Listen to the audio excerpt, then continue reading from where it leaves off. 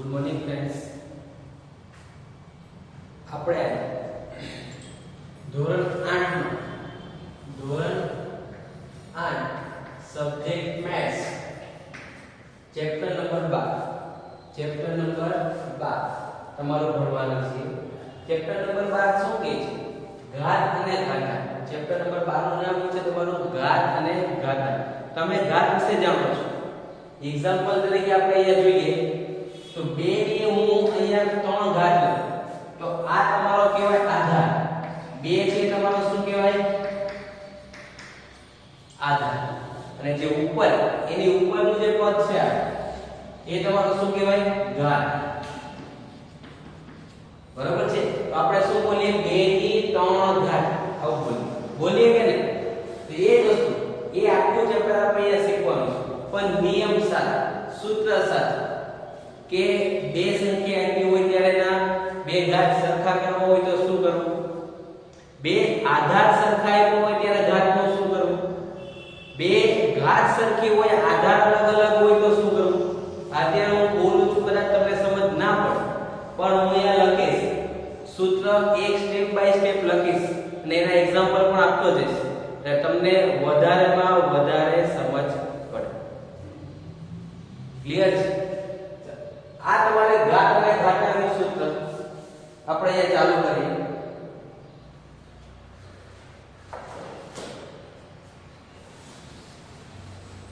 તો ઘાતાંકના નિયમો બરાબર છે. આપણે ઘાતાંકના નિયમો જે ચાલુ કરીએ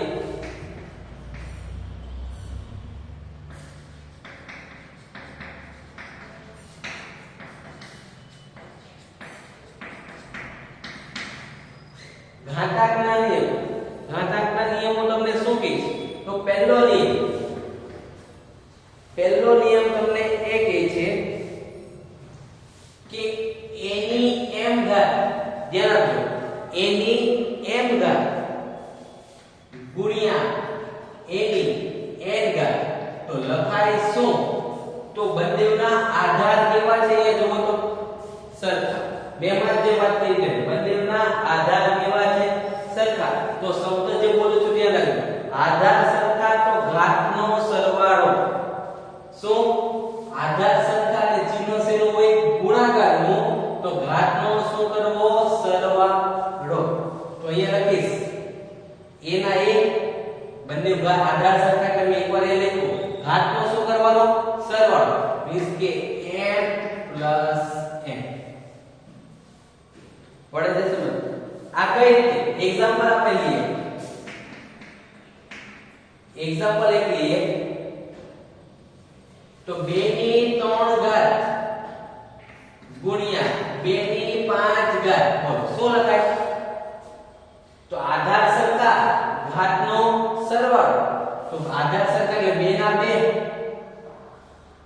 ઘાત છે 3 પ્લસ એટલે 2 ની કેટલી ઘાત આવી? આ પહેલો નિયમ. ક્લિયર? આ પહેલો નિયમ તમારો છે. એક્ઝામ્પલ સાથે લખીએ તો મજા છે. બીજો નિયમ શું કે? આ કયા સ્વરૂપે હતું? ગુણાકાર સ્વરૂપે. હવે આપણે લખીશું ભાગાકાર સ્વરૂપે.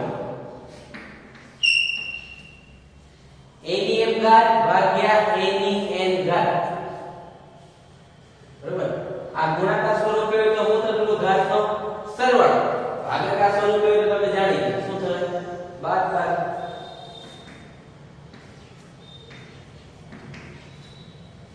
બરોબર? એનું એક્ઝામ્પલ એક લઈએ 2 ની 5 ઘાત 2 ની 3 ઘાત બરાબર શું લખાય? a ના a ની બરાબર શું છે તમારો? અહીંયા 2. a બરાબર શું છે? 2 ઘાત પહેલી ઘાત 5 બીજી ઘાત 3 તો શું લખાય? 2 ની 2 ઘાત. બરોબર છે?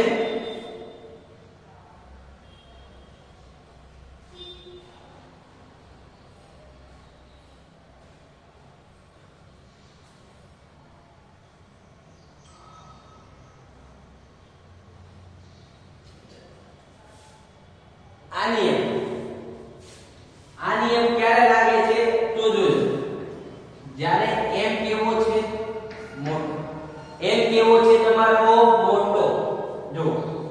m ની કિંમત કેવી છે મોટો મીન્સ કે m greater than n m ની કિંમત મોટી હોય આવા જ સૂત્ર 3 પૂછાય છે કે 3 શક્યતા છે કેટલી શક્યતા છે 3 પહેલી શક્યતા તમારી m ના છેદમાં n જ્યારે m કેવો છે મોટો તો મોટી ઘાત છે જો છે હવે તમારું બીજું સૂત્ર આ સૂત્ર પણ એની શરત અલગ શરત કઈ રીતે જો એની n ઘાત બરાબર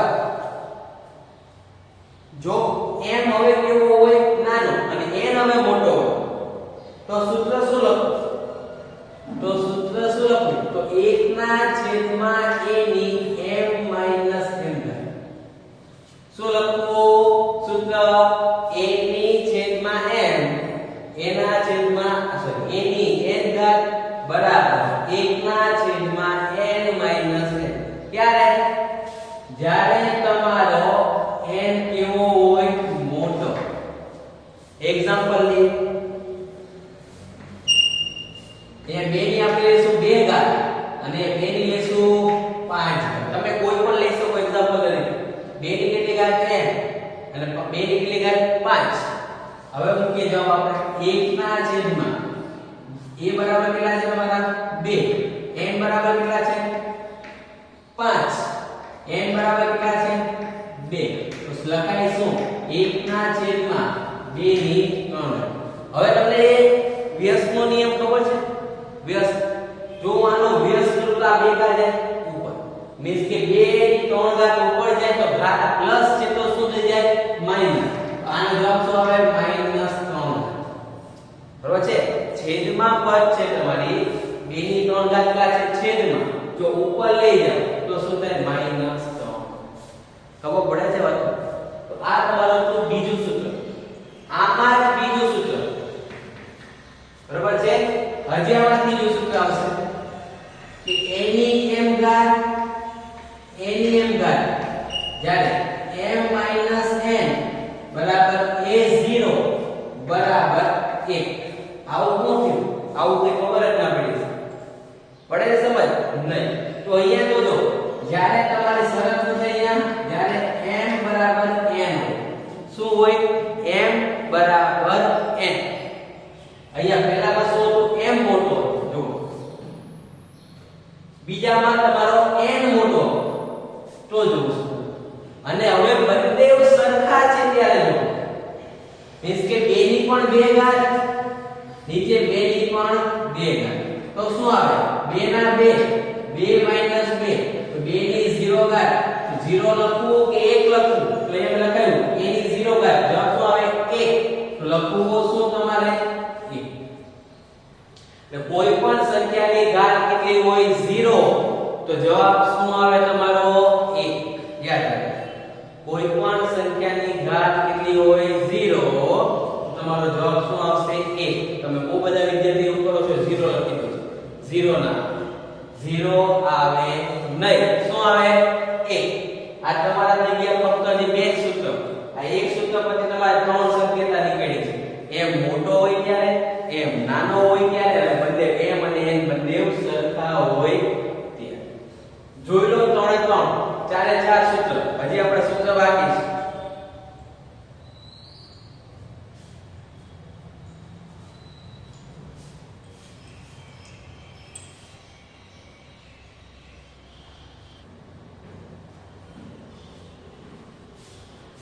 જોઈ ગયા હશે આગળ વધીએ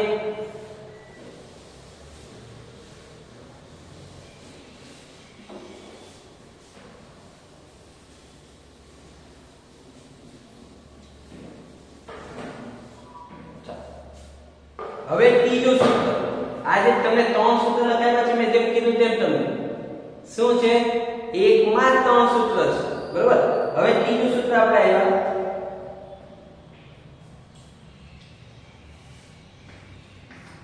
કે AD ની n ઘાત મીન્સ કે કોઈ પણ બે સંખ્યા તમને આપી દીધી હોય એની કેટલી ઘાત n ઘાત તો એને લખાય શું એને લખવા પડે સેપરેટ मींस के a ની પણ n ઘાત કહેવાય અને b ની પણ શું કહેવાય n કહેવાય કે નહીં?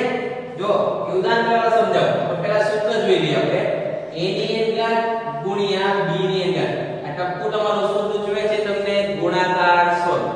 શું સૂચવે? ગુણાકાર સ્વરૂપ. ચાલો આનું એક એક્ઝામ્પલ લઈએ આપણે. બરોબર છે? 2 ગુણ્યા 3. શું કીધું છે તમને? 2 ગુણ્યા 3 એની કેટલી ઘાત? 5 ઘાત. બરોબર છે? 2 છે તમારા શું છે? a. 3 છે તમારા શું છે? b. તો એનું સૂત્ર પ્રમાણે લખાઈશું 2 ની 5 ઘાત 2 ની 3 ની 5. આ તમારું સૂત્ર છે. ધ્યાન આપજો એકવાર પાછું. a બરાબર છે 2, b બરાબર 3, n બરાબર 5. જ્યાં તમને સૂત્રમાં જે વસ્તુ દેખાય ત્યાં મૂકવી. a ની n ઘાત એટલે કે 2 ની 5 ઘાત 3 ની 5 ઘાત 3 ની 5. ખબર પડે છે? આ તો તમારું ગુણાકારનું સ્વરૂપ. હવે તમારું બીજું સ્વરૂપ આવે છે ચોથું ભાગાકાર સ્વરૂપ.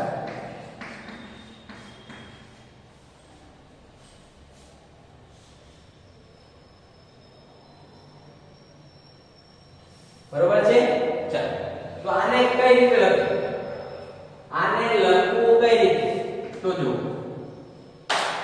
તો સેપરેટ અહીંયા પણ આપણે ગુણાકાર સ્વરૂપમાં શું કર્યું? સેપરેટ વર્ડ લખ્યા હતા. સેપરેટ ઘાત આવી રીતે તો અહીંયા પણ તમારે સેપરેટ ઘાત આપવાની. પણ કઈ રીતે? ભાગાકાર સ્વરૂપે. તો જો a ની n ઘાત b ની પર કેટલી ઘાત? n ઘાત. દાખલો સેમ ફોર્મ્યુલા અહીંયા લખીએ 2 ની 3 2 ના છેદમાં 3 આખાની 5 ઘાત. તો લખાય 2 ની 5 ઘાત 3 ની 5 ઘાત. આ તમારું છે ચોથું સૂત્ર.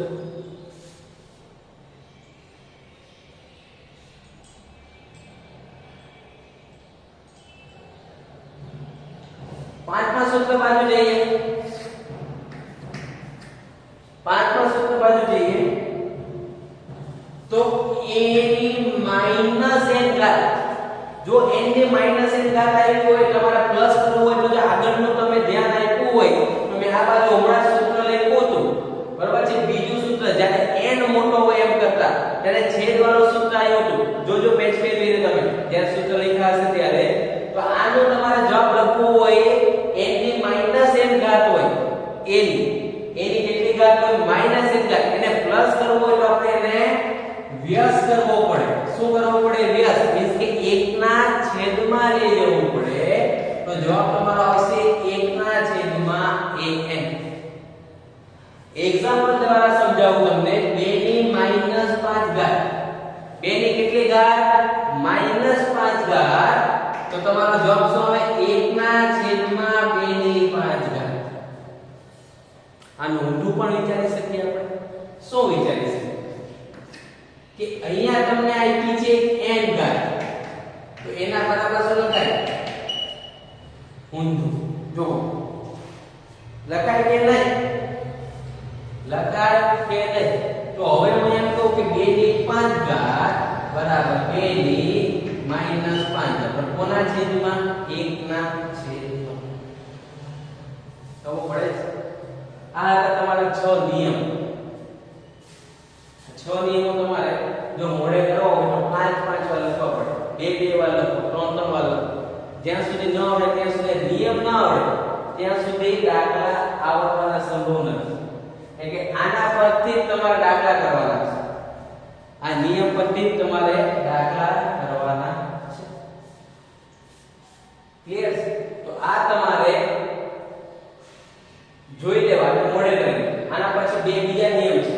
જ્યારે તમને બહુ મોટી સંખ્યા આપી હોય તેને નાની રીતે કઈ રીતે લખે, અને બહુ નાની સંખ્યા આપી હોય તો એને પણ નાની રીતે કઈ રીતે લખે, એ વસ્તુ તમને સમજાવીશ. એટલે આ જોઈ લો, ત્યાર પછી હવે તમને હું લખીને સમજાવું છું. આ જોઈ લો.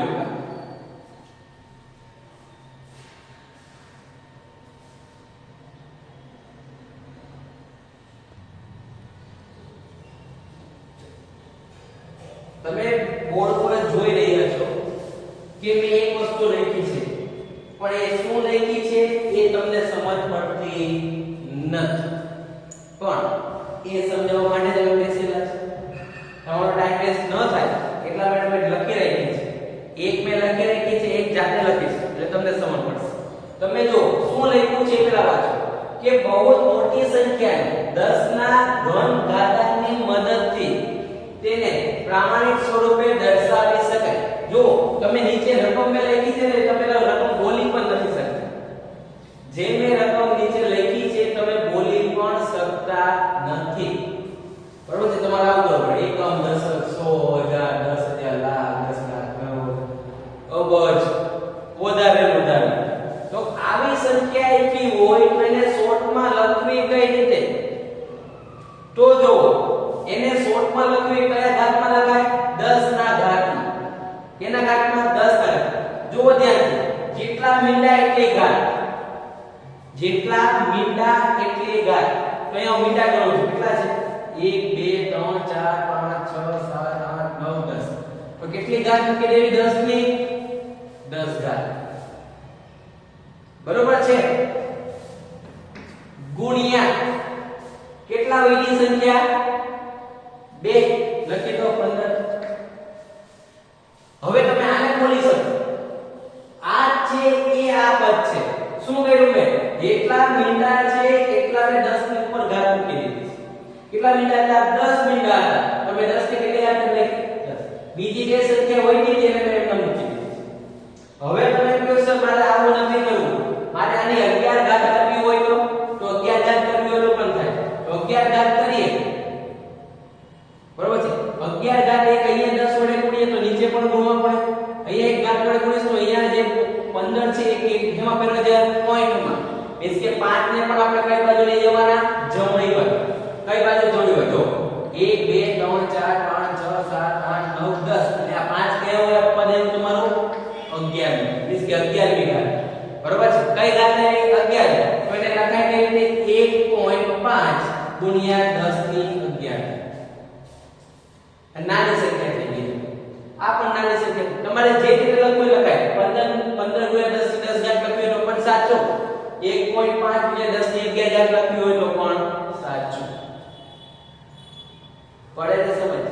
આવું કોઈ બીજું એક્ઝામ્પલ નહીં આપે.